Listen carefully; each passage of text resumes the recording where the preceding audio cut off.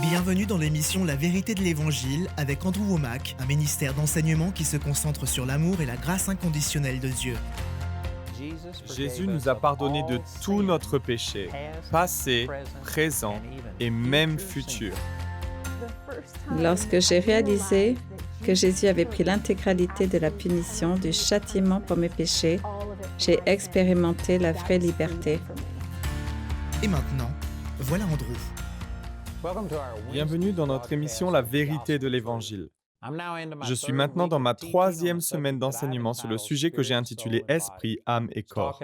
Il s'agit de votre identité en Christ dans le domaine de l'esprit, et c'est la vérité qui a totalement transformé ma vie et qui continue de la transformer. D'une façon ou d'une autre, tout ce que Dieu me montre est en lien avec cette vérité. Il s'agit simplement d'une vérité fondamentale dans ma vie. Donc je vous encourage vivement à vous procurer cet enseignement. Sachez que vous pouvez aussi nous appeler ou nous écrire. Nous serions heureux que vous entriez en contact avec le ministère, ne serait-ce que pour partager l'effet que ces révélations ont dans votre vie, pour partager votre témoignage. N'hésitez pas non plus à vous rendre sur notre site internet où vous trouverez le livre Esprit, âme et corps et d'autres ressources. Vous pouvez passer commande à n'importe quel moment. Vous pouvez aussi nous demander le lien pour télécharger gratuitement la version MP3 de ces enseignements. Nous aimons vous donner accès à un maximum de ressources de manière gratuite. Notre objectif n'est pas de faire de l'argent. Tout ce que nous voulons, c'est que cette vérité soit diffusée et alors que nous le faisons, Dieu prend soin de nous. Donc nous vous encourageons à aller sur notre site internet, à nous appeler ou à nous écrire un email. Donc cette semaine, j'ai enseigné que dans votre esprit né de nouveau, lorsque vous avez été sauvés, vous avez reçu la foi surnaturelle de Dieu. Éphésiens chapitre 2, verset 8. En effet, c'est par la grâce que vous êtes sauvés par le moyen de la foi, et cela ne vient pas de vous. Vous pouvez dire que le salut ne vient pas de vous, mais vous pouvez également dire que la foi ne vient pas de vous. Vous n'êtes pas né de nouveau en plaçant votre foi humaine, votre propre foi en Dieu. Mais il a littéralement fallu que Dieu vous donne sa foi pour que vous puissiez croire et recevoir le salut. Parce que vous croyez en un Dieu que vous n'avez jamais vu. Vous croyez que vous irez au ciel alors que vous ne l'avez jamais vu. Vous croyez que votre nom est inscrit dans le livre de vie de l'agneau, mais vous ne l'avez jamais vu. Vous, avec votre foi humaine, ne pouvez pas croire à des choses que vous n'avez jamais vues ou que vous ne pouvez pas prouver d'une manière physique et tangible. Mais lorsque vous naissez de nouveau, vous croyez en des choses qui ne peuvent pas être prouvées et en lesquelles vous ne pouvez donc pas croire avec une simple foi naturelle. Il vous faut une foi surnaturelle, alors d'où vient-elle? Romains 10, 17, ainsi la foi vient de ce qu'on entend et ce qu'on entend de la parole de Dieu. La parole de Dieu contient sa foi. Et lorsque vous avez entendu la vérité, il est dit en 1 Pierre chapitre 1, verset 23, « En effet, vous êtes nés de nouveau non pas d'une semence corruptible, mais d'une semence incorruptible, grâce à la parole vivante et permanente de Dieu. » La parole de Dieu a littéralement libéré cette foi surnaturelle en vous et vous a conduit à la nouvelle naissance. Et après avoir reçu le salut, cette foi ne vous quitte pas. Galates 5, 22 dit « Mais le fruit de l'esprit, c'est l'amour, la joie, la paix, la patience, la bonté, la bienveillance, la foi, la douceur, la maîtrise de soi. » Dans votre esprit né de nouveau, vous avez la foi. Et hier, je parlais d'un passage en particulier, Romains chapitre 12, verset 3, dont la dernière phrase dit « Selon que Dieu a départi à chacun la mesure de la foi. » Non pas une mesure de foi. Ce n'est pas que j'ai une grande foi et que quelqu'un d'autre a une foi faible, mais les gens affirment ce genre de choses en permanence. Il est vrai qu'une personne peut davantage fonctionner dans la foi, qu'elle puisse mieux se servir de sa foi que d'autres. Mais la vérité est que tous ceux d'entre vous qui sont nés de nouveau ont reçu la mesure de foi. Il n'y a qu'une seule mesure. Tout le monde a reçu la même foi. Et considérez maintenant ce que dit Pierre. Il écrit en 2 Pierre chapitre 1, verset 1, « De la part de Simon Pierre, serviteur et apôtre de Jésus-Christ, à ceux qui ont reçu, c'est une chose que vous avez déjà, par la justice de notre Dieu et Sauveur Jésus-Christ, une foi du même prix que la nôtre. » Vous avez une foi du même prix que la leur. En grec, cela signifie que vous avez reçu une copie conforme, une foi identique à celle qu'avait Pierre. Pierre avait la foi. Il fonctionnait tellement par la foi que lorsqu'il marchait dans la rue, les gens voulaient être recouverts de son ombre. C'est dans le livre des Actes au chapitre 5, et lorsque son ombre touchait simplement les gens, ils étaient guéris. Saviez-vous que vous avez cette même foi au-dedans de vous? Et quelqu'un dira, non, moi je n'y crois pas. Il y a aussi un autre verset que j'ai utilisé dans Philémon chapitre 1, verset 6, afin que la communication de ta foi puisse devenir efficace par la reconnaissance de toute bonne chose qui est en vous, en Christ Jésus. Et le mot « reconnaître » signifie accepter et admettre l'existence ou la vérité d'une chose. Donc si vous dites « je n'ai pas la même foi que celle que Pierre avait », eh bien vous ne le reconnaissez pas et votre foi ne sera pas efficace. Pour commencer, il vous faut croire que vous l'avez. Vous pouvez dire, je ne sais pas vraiment comment l'utiliser, je peux ne pas tout comprendre, mais je crois que j'ai tout ce que Jésus a. Il me l'a donné, en moi j'ai la foi de Christ.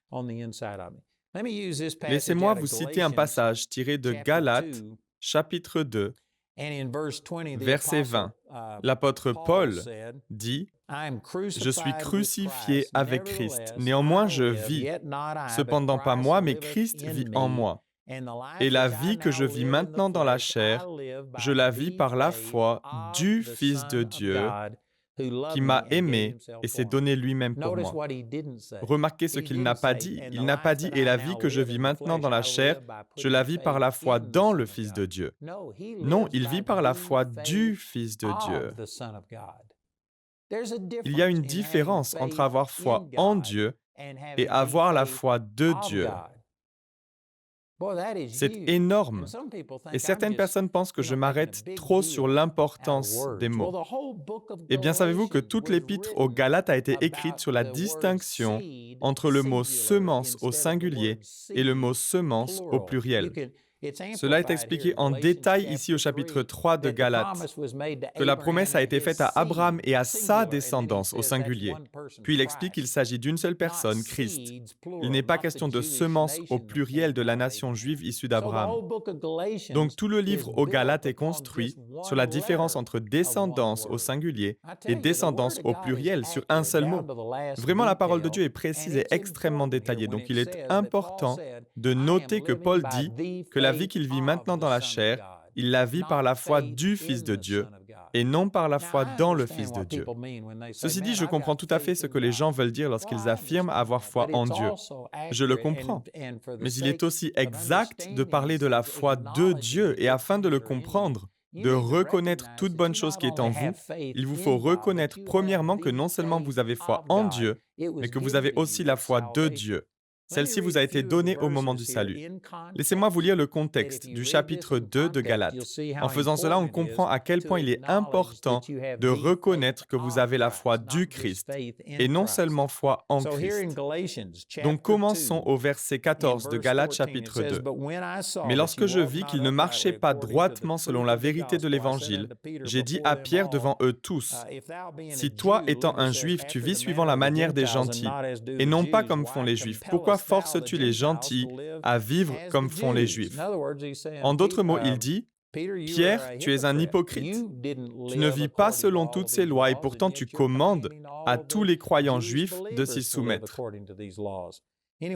Quoi qu'il en soit, je ne vais pas passer trop de temps à l'expliquer, mais au 10e chapitre du livre des Actes, vous pouvez aller lire ce que Pierre avait fait.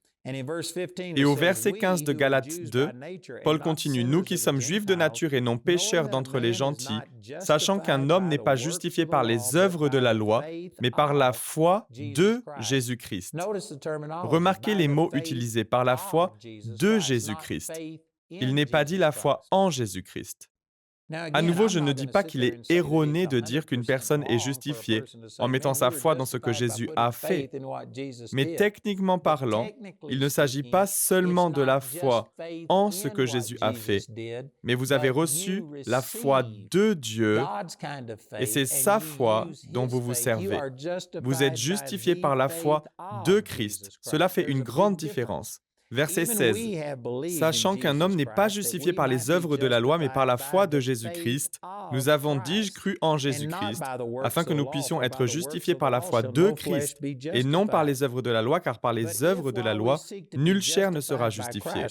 Mais si tandis que nous cherchons à être justifiés par Christ, nous-mêmes aussi sommes trouvés pécheurs, Christ est-il donc le ministre du péché? Dieu nous en garde.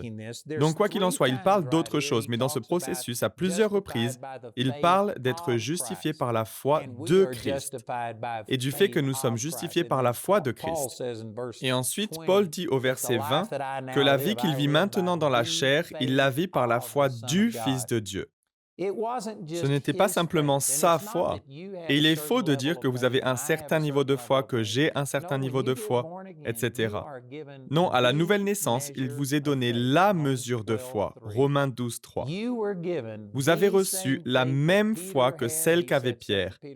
Il dit en 2 Pierre chapitre 1, verset 1, « À ceux qui ont reçu une foi du même prix que la nôtre, à l'identique. » Exactement le même volume de foi que moi.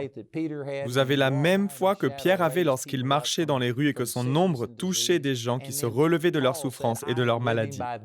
Et Paul dit ensuite qu'il vit par la foi du Fils de Dieu. Il avait donc la foi de Jésus. Il n'avait pas seulement la foi de Paul. Je n'ai pas uniquement la foi d'Andrew, vous n'avez pas uniquement votre foi. Non, il nous a été donné à tous la foi du Fils de Dieu. Pour naître de nouveau, il fallait que vous la receviez. Si Paul avait la foi du Fils de Dieu, ce qu'il dit précisément en Galates 2:20, et si selon Romains 12:3, il n'existe qu'une seule mesure de foi, alors devinez quoi? Vous avez la même foi que celle de Paul, la même foi que celle de Pierre, la même foi que la mienne, la même foi que celle de tout croyant, qu'ils s'en servent ou pas, qu'ils le reconnaissent ou pas. Chaque croyant né de nouveau a en lui la foi du Seigneur Jésus-Christ. Et c'est l'une des raisons pour lesquelles Jésus a dit en Jean chapitre 14, verset 12, « En vérité, je vous le dis, celui qui croit en moi fera aussi les œuvres que je fais, et il en fera même de plus grandes, parce que je m'en vais au Père. » La raison pour laquelle nous pouvons faire les œuvres que Jésus faisait, c'est parce que nous avons la foi de Jésus. C'est tellement profond. Et voyez-vous, lorsque je l'ai compris, et à l'époque je ne comprenais pas grand-chose sur la foi. J'en dirai davantage à ce sujet, mais très rapidement, laissez-moi mentionner que la foi s'active par la voix. Je pourrais vous citer de nombreux passages qui vont dans ce sens. Dans Psaume 91, verset 2, il est écrit « Je dis à l'Éternel, tu es mon refuge et ma forteresse. » Cela n'apporte aucun bénéfice si vous ne le dites pas. Lorsque Dieu a créé les cieux et la terre, il l'a fait grâce à la parole. Lorsque Jésus a maudit le figuier, ses disciples n'ont pas compris et lui ont demandé comment cela s'était produit. Il leur a répondu, « Je vous le dis en vérité, si quelqu'un dit à cette montagne, retire-toi de là et jette-toi dans la mer, et s'il ne doute pas dans son cœur, mais croit que ce qu'il dit arrive, il le verra s'accomplir. » Il y a de nombreux passages sur cette même vérité. Proverbe 18, 21. La langue a pouvoir de vie et de mort. Vous savez, je ne comprenais aucun de ces versets auparavant, et lorsque j'ai commencé à prendre conscience que j'avais la foi du Fils de Dieu en moi, j'ignorais comment elle fonctionnait. À l'époque, je ne saisissais pas l'importance de mes paroles, et je disais donc des choses qui allaient à l'encontre de ce que je voulais réellement. Le médecin me disait, voici ce que vous avez, voilà ce qu'il va se passer et ce qui va arriver dans votre vie. Et je n'avais pas la connaissance, je n'étais pas assez éduqué dans la parole de Dieu. Et j'ignorais que c'était ma propre langue qui m'entravait. Donc je répétais ce que le docteur avait dit, et cela faisait obstacle et empêchait cette foi en moi d'agir. Il est donc important de persévérer et d'apprendre sans cesse. Nous avons toute une série intitulée « Ce qui bâtit la foi », qui donne de nombreuses explications et où j'enseigne sur le sujet. Je le fais d'ailleurs souvent. Mais là où je veux en venir, c'est qu'une fois que j'ai compris que j'avais la foi du Fils de Dieu, je ne savais pas où elle était, je ne savais pas comment l'utiliser, je ne connaissais pas les lois qui régissent la foi. J'avais tant de choses à apprendre. Il me restait bien des choses à découvrir, mais le simple fait de savoir que cette foi était là quelque part en moi a fait une énorme différence. Vous savez, un vieil écureuil aveugle, s'il n'abandonne pas, trouvera un gland de temps en temps. Et c'est ce que j'ai ressenti. Je savais que la foi était là quelque part, et tout à coup, je me suis mis à croire, à anticiper et à imaginer la foi de Dieu à l'œuvre. Je ne savais pas comment faire, mais le simple fait de savoir qu'elle était là et que Dieu disait que j'avais la même foi que Paul, la même foi que Pierre, la même foi que Jésus, m'a permis de commencer à m'attendre à quelque chose et ma foi s'est mise à grandir. Tout cela grâce au simple fait de reconnaître que cette foi était là en moi. J'ai accepté et admis qu'elle existait, qu'elle était déjà là. J'ai réalisé que je n'avais pas besoin d'aller la chercher quelque part, que je n'étais pas un chrétien de seconde zone, à qui on a juste donné un tout petit peu de foi, alors que d'autres ont une grande foi. D'autres personnes peuvent avoir développé leur foi davantage, elles utilisent peut-être plus leur foi, mais elles ont la même foi que moi. Ce n'est pas le problème, vous n'avez pas un problème de foi si vous êtes né de nouveau, si vous avez cru au message que Jésus est mort pour vos péchés, si vous l'avez accepté, vous avez la même foi en vous que celle qui a ressuscité Jésus-Christ d'entre les morts. Vous n'avez pas un problème de foi, vous avez un problème de connaissance. Pour commencer, vous ne reconnaissez pas ce que vous avez, donc vous ne le voyez pas se manifester. Laissez-moi partager un passage important avec vous dans Éphésiens chapitre 1, au verset 15. Paul commence à prier pour les Éphésiens. Il adresse une prière à Dieu et il écrit « C'est pourquoi moi aussi, après avoir entendu parler de votre foi dans le Seigneur Jésus et de votre amour pour tous les saints, je ne cesse de dire toute ma reconnaissance pour vous. Lorsque je fais mention de vous dans mes prières, je prie que le Dieu de notre Seigneur Jésus-Christ, le Père de gloire, vous donne un esprit de sagesse et de révélation qui vous le fasse connaître. » Avant de lire le verset suivant, là où je veux en venir, laissez-moi vous poser une question. Si je vous demandais maintenant d'écrire une prière pour les gens dans 2000 ans, si le Seigneur tarde à venir, si l'humanité est toujours sur terre dans 2 millénaires, et que vous deviez écrire une prière aux chrétiens du futur, formuler une prière pour ces gens qui vivront dans 2000 ans, qu'écririez-vous? Bien sûr, il y aurait des variations parce que nous avons beaucoup de personnes différentes qui regardent cette émission. Mais je peux vous assurer que d'après mon expérience, j'ai parlé à des milliers et des milliers de chrétiens. La prière ressemblerait à quelque chose comme « Oh mon Dieu, répands ton esprit, fais une nouvelle chose, touche ces gens, agis, ô Seigneur, envoie le réveil. » Ce serait en gros pour demander à Dieu de faire quelque chose. Nous allons voir que la prière de Paul ne consiste pas à demander à Dieu de donner quelque chose de nouveau, mais de demander à Dieu qu'il leur ouvre les yeux sur ce qu'ils ont déjà. Et nous voici 2000 ans plus tard à lire cette prière. Si vous y prêtez attention, vous verrez qu'il ne prie pas pour que vous obteniez quelque chose de nouveau, mais plutôt pour que vos yeux soient ouverts à ce que vous avez déjà. Ceci s'accorde pleinement avec Philémon chapitre 1 verset 6, où il est dit « Afin que la communication de ta foi puisse devenir efficace par la reconnaissance de toute bonne chose qui est en vous en Christ Jésus. » Le mot « reconnaître » signifie accepter et admettre l'existence ou la vérité de quelque chose qui existe déjà. Il ne prie pas pour que vous receviez quelque chose de nouveau. Vous n'avez pas besoin de quelque chose de nouveau, vous n'avez pas besoin que Dieu vous envoie la foi ou vous donne davantage de foi. Ce dont vous avez besoin, c'est de reconnaître et de croire que vous avez déjà la foi du Fils de Dieu. Puis, il vous faut commencer à coopérer avec elle, apprendre les lois de la foi, comme la loi de la parole, savoir que cette foi s'active par la voix, que vous recevrez ce que vous dites, et que la foi sans les œuvres est morte. Il vous faut agir en accord avec ce que vous dites croire. Vous devez commencer à apprendre toutes ces choses. Si vous pensez avoir un problème de foi, vous avez en réalité un problème de connaissance.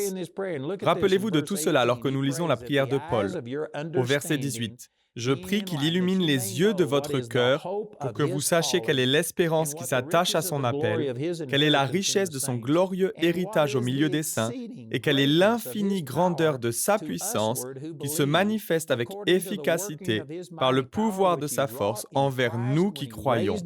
Cette puissance, il l'a déployée en Christ quand il a ressuscité et l'a fait asseoir à sa droite dans les lieux célestes, au-dessus de toute domination, de toute autorité, etc.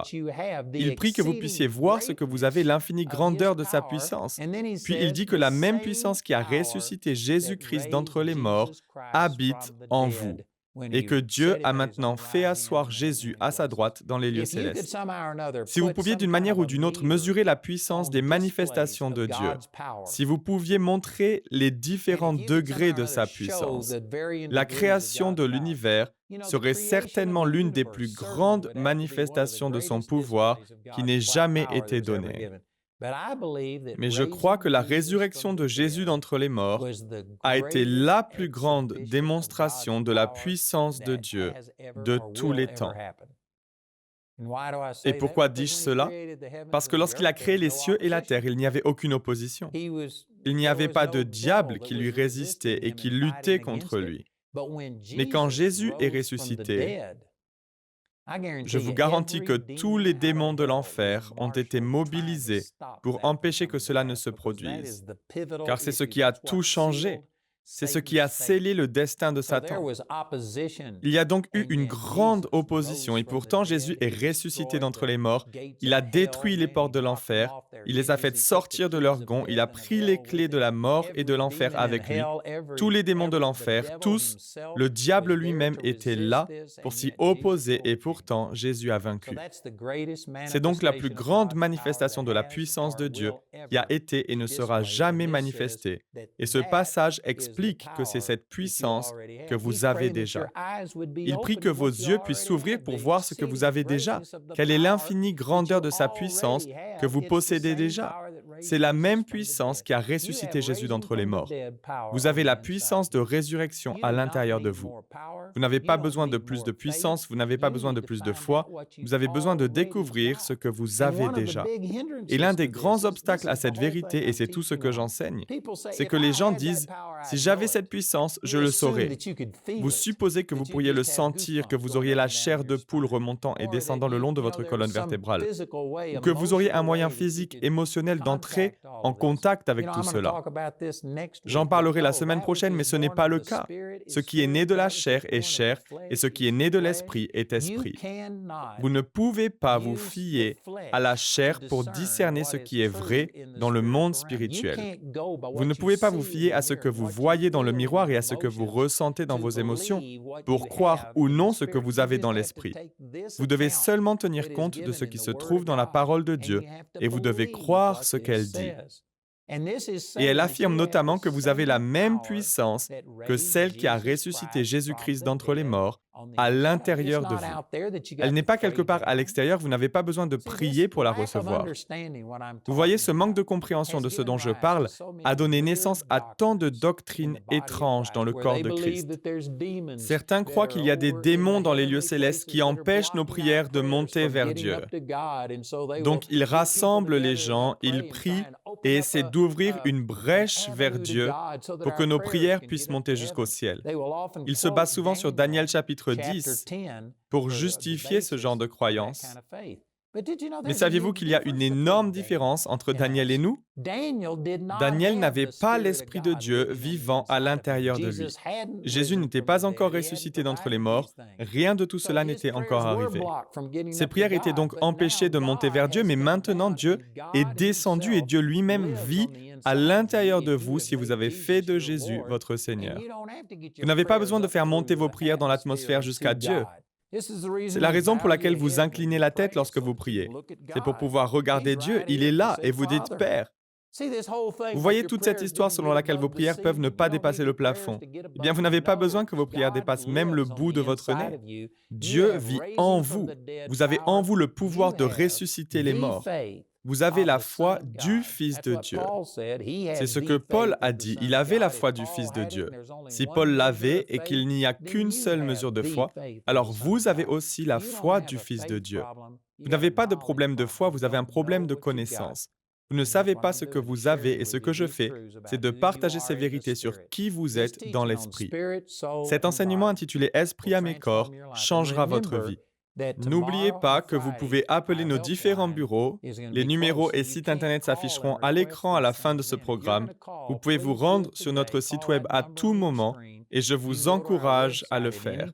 Notre annonceur va vous donner toutes ces informations sur les livres, mais aussi sur le guide d'études, la version illustrée, le livre audio, les DVD, les CD. Écoutez notre présentateur et appelez-nous ou écrivez-nous aujourd'hui. Le programme d'aujourd'hui fait partie de la série Esprit, âme et corps. Nous espérons que ce message vous a béni. Notre ligne téléphonique est ouverte aux heures indiquées à l'écran. Appelez-nous si vous avez des questions sur ce programme, si vous avez besoin de prière ou si vous désirez commander l'un de nos enseignements. Vous pouvez nous contacter au numéro qui s'affiche à l'écran. Ce programme a été rendu possible grâce au soutien financier de nos partenaires. Si vous souhaitez devenir partenaire, vous pouvez le faire en appelant ces numéros. Nous vous proposons un livre sur le même sujet que l'émission d'aujourd'hui, intitulé « Esprit, âme et corps », que vous pouvez vous procurer pour 14 €. Vous pouvez aussi opter pour les fichiers audio MP3 et vidéo MP4 sur clé USB pour 24 €. Le guide d'études est pour l'instant seulement disponible en anglais. Il inclut le contenu du livre ainsi que des questions en rapport avec chaque sujet abordé afin d'étudier seul ou en groupe. Pour tous nos téléspectateurs qui se trouvent en dehors de l'Europe, tous les produits que nous vous présentons sont disponibles grâce à nos bureaux dans votre région. Vous pouvez les contacter grâce aux détails qui s'affichent sur votre écran afin de connaître le prix dans leur monnaie locale. Andrew a à cœur que chacun puisse écouter ou regarder ce programme à sa convenance et puisse le partager avec d'autres. Si vous ne pouvez pas vous permettre d'acheter les CD ou DVD, nous vous enverrons un lien afin de télécharger gratuitement l'enseignement de cette semaine en version audio MP3. Notez que vous ne pouvez profiter de cette offre qu'en appelant notre ligne téléphonique. Vous pouvez nous appeler dès maintenant au numéro qui s'affiche sur votre écran. Nous nous ferons un plaisir de répondre à vos questions, de prier avec vous ou de vous aider à commander l'un de nos enseignements. Notre ligne sera ouverte pendant les heures inscrites à l'écran. Nos opérateurs téléphoniques répondront en français ou en anglais selon les informations qui se trouvent sur cette annonce. Toutes les ressources d'Andrew en français se trouvent dans les boutiques en ligne des sites internet de nos bureaux affichés à l'écran. Vous pouvez également nous joindre par email en français et en anglais aux adresses qui s'affichent sur votre écran. Nous espérons avoir de vos nouvelles. La prochaine fois, dans la vérité de l'Évangile, Il dit que nous avons sa foi. Alors nous avons la même foi que celle qu'avait Pierre, la même foi que Paul, la même foi que Jésus. Vous n'avez pas un problème de foi, vous avez un problème de connaissance. Nous ne savons pas ce qui nous appartient. Et la foi est basée sur la connaissance. C'est une affirmation très importante. La foi est basée sur la connaissance. Et ce que vous ignorez est précisément ce qui est en train de vous tuer. Laissez-moi partager ce passage avec vous dans Matthieu chapitre 17. Au tout premier verset de Matthieu 17, on voit que Jésus est monté sur une haute montagne, celle que l'on appelle le mont de la Transfiguration, et qu'il y pria. Il se mit à resplendir comme le soleil, et une nuée lumineuse les couvrit, lui et ceux qui étaient avec lui. Il y avait donc Jésus, Pierre, Jacques et Jean, et une nuée les a couverts, une nuée lumineuse d'où une voix est sortie en disant « Celui-ci est mon Fils bien-aimé, qui a toute mon approbation, écoutez-le. » Et les disciples ont été secoués par ce qu'ils voyaient, par ce qu'ils expérimentaient. Ils ont entendu la voix audible de Dieu et ont vu sa gloire visible. Et ils ont voulu construire 3 tentes ou abris, ce que le Seigneur n'a pas voulu. Et quoi qu'il en soit, lorsqu'ils sont descendus de la montagne, les 9 autres disciples étaient en bas, et il y avait une foule autour d'eux qui s'approcha de Jésus. Jésus leur demanda ce qu'ils voulaient, et un homme qui avait un fils, que la version Louis II appelle lunatique, et ce mot n'a plus la même signification aujourd'hui, mais on sait qu'il était en fait épileptique. C'est ainsi que nous le dirions aujourd'hui. Il avait une puissance démoniaque en lui qui provoquait des crises. Et on voit que la même scène est rapportée dans Marc au chapitre 9. Et là, le père de l'enfant explique qu'à plusieurs reprises, cet esprit l'a jeté dans le feu et dans l'eau. Donc on peut s'imaginer le genre de crise qu'il faisait. Donc lorsque Jésus est descendu de la montagne, le père de cet enfant est venu à lui et a dit « J'ai amené mon fils à tes disciples, mais ils n'ont pas pu le guérir. » Et Jésus a répondu « Amenez-le-moi ici. » Rejoignez-nous pour plus d'émissions La vérité de l'Évangile.